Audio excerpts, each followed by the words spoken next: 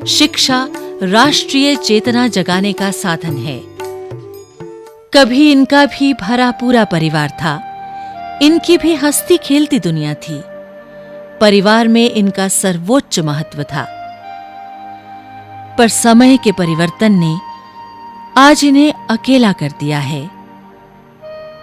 एकाकीपन की इस सूनी डगर पर ये अकेले नहीं हैं।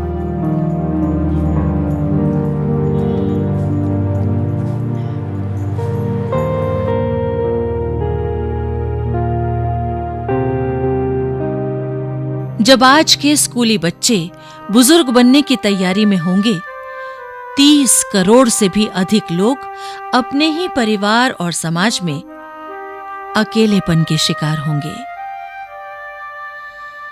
आबादी के इतने बड़े हिस्से को जीवन और जीवन यापन की मुख्य धारा में शामिल किए बगैर एक विकसित शक्तिशाली देश और समाज की कल्पना नहीं की जा सकती, और इसकी शुरुआत अभी से करनी होगी।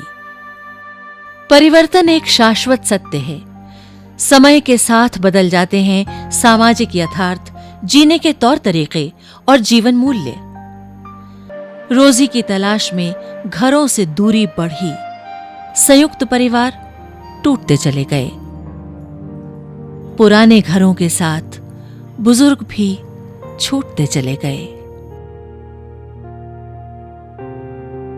Family is becoming small now, 1 child, 2 child, and they're all spreading out all over the world. And the parents are left all alone. Very few children will stay with their parents now. The fact of the matter is, the time is coming when many people of our type would want to move into a home, to be looked after. बदलते समय की जरूरत ने आज वृद्धाश्रम बनाए हैं, पर फिर भी हर बुजुर्ग अपने घर में अपने परिवार के साथ ही रहना चाहता है। 2600 साल पहले एक वृद्ध को देखकर हुई पीड़ा ने सिद्धार्थ को महात्मा बुद्ध बना दिया। आज का किशोर और युवा वर्ग क्या इतना संवेदनशील है? सभी टीचर्स अगर अपनी जिम्मेवारी ये ले लें कि बच्चों में इस भावना को भरें कि बड़ों बुजुर्गों का सम्मान करें, तो मुझे नहीं लगता ये चीज़ बिल्कुल भी मुश्किल है। चाहे वो स्टोरीज के माध्यम से करें, चाहे ड्रामेटाइजेशन के माध्यम से, पपेट शोज कर सकते हैं, पेरेंट्स को इनवाइट कर सकते हैं। पूरे समाज में हम इस एरिया में जागरूकता ला सकते हैं। स्कूल्स कैपेबल हैं ये करने के लिए। और बस अंत में जितने जो एजुकेशन डिपार्टमेंट है या जो पॉलिसी मेकिंग बॉडीज हैं जो करिकुलम डेवलप करती हैं, उनसे ये अपील करना चाहूँगी कि अगर वो एक कंपल्सरी इस इशू को, इस एरिया को कर दें स्कूल्स में, तो शायद और भी आसान हो जाएगा हम स्कूल्स के लिए अपनी इस जिम्मेदारी को निभाना और इस समस्या का समाधान करना। अब ये शिक्षा की बात जो हम कर रहे हैं वह पाठ्यक्रम के जो भी आयाम हैं, जो भी डायमेंशंस हैं, उनसे नहीं होगा। इसलिए आवश्यक है कि मूल्यपरक शिक्षा नीति में हम महत्व दें पारिवारिक जॉइंट फैमिली सिस्टम जो है। शिक्षा का उद्देश्य होता है हमें बेहतर इंसान बनाना। शिक्षा हमें जीवन की चुनौतियों के लिए तैयार करती है। जीवन के हर चरण से जुड़ी चुनौतियों का सामना कर सकने के लिए वृद्धावस्था से जुड़ी जानकारी जरूरी है। छोटी उम्र में सोच की नींव पड़ती है।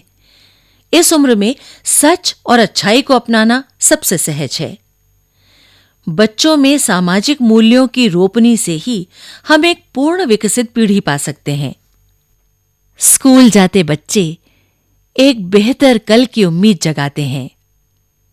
इन्हें बस इतनी सी बात समझानी है कि बुजुर्गों से प्यार से पेश आकर, उनकी जरूरतों को समझकर, उनके साथ थोड़ा वक्त बिताकर ये उन्हें ढेर सारी खुशी दे सकते हैं। और ये जिम्मेदारी हमें उठानी है।